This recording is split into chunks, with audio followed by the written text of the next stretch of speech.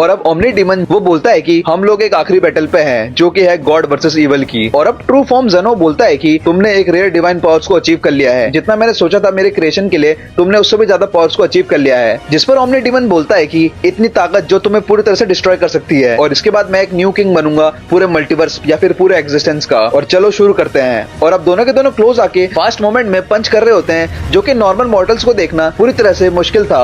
और इनके पंचेस के क्लैश पूरी तरह से जोरदार ब्लास्ट हो रहे होते हैं, और उसके इम्पैक्ट से पूरी तरह से शॉकवेव हर तरफ आ रहे होते हैं। और अब दोनों क्लोज आते आते अपने पंचेस को क्लैश कर रहे होते हैं, जो कि एक बहुत बैडेस्ट मोमेंट था। और अब दोनों के दोनों एक प्योर गॉड वर्सेस इविल की फाइट में फाइट कर रहे होते हैं। और अब दोनों के दोनों बहुत ज्यादा पावर में डिस्ट्रक्टिव फाइट्स कर रहे होते हैं, क्योंकि दोनों की अटैक्स बिल्कुल ही इक्वल इंपैक्ट हो रही होती है। और अब ट्रू ओमनी ज़ेनो बोलता है कि ना समझ, तुम्हें लगता है तुम यूनिवर्स के क्रिएटर को हरा सकते हो, और अब ये यहीं पे खत्म होगा। जिस पर ओमनी डीमन बोलता है कि तुम्हारी फाइटिंग टेक्निक पावरफुल तो है, पर मुझे लगा था गॉड ऑफ एवरीथिंग की पावर और ज्यादा पावरफुल होगी। जिस पर ओमनी ज़ेनो बोलता है कि इतने घमंडी को पनिश करना जरूरी है, और फिर तुरंत से इविल डीमन पर अटैक चार्ज करता है। जिस पर तुरंत से डीमन भी उस पर बीम अटैक करता है, पर ओमनी ज़ेनो उसको डॉज कर लेता है। पर तुरंत से ओमनी डीमन उस पर एक जोरदार पंच अटैक करता है, जिसकी वजह से वहाँ पे एक जोरदार ब्लास्ट होता है, और उस ब्लास्ट के इम्पैक्ट से सारे के सारे फाइटर्स दूर जाके गिरते हैं। और अब डीमन भी जोरदार एल्बो अटैक मारता है, पर तुरंत से ट्रू ज़ेनो पावर बॉल्स मारता है, जिससे फिर से एक जोरदार ब्लास्ट हो रहा होता है। जिस पर वेजिटा बोलता है कि ये लोग की पावर्स इतनी ज्यादा बढ़ गई है कि इनके छोटे मोटे अटैक से ही बहुत सारे प्लैनेट्स फट सकते हैं। और अब दोनों के दोनों बहुत फास्ट मूवमेंट में फाइट कर रहे होते हैं, जिन्हें कि हमारे फाइटर्स सेंस नहीं कर पा रहे होते हैं। और अब दोबारा से ओमनी ज़ेनो एक जोरदार पंच मारता है डीमन किंग पर,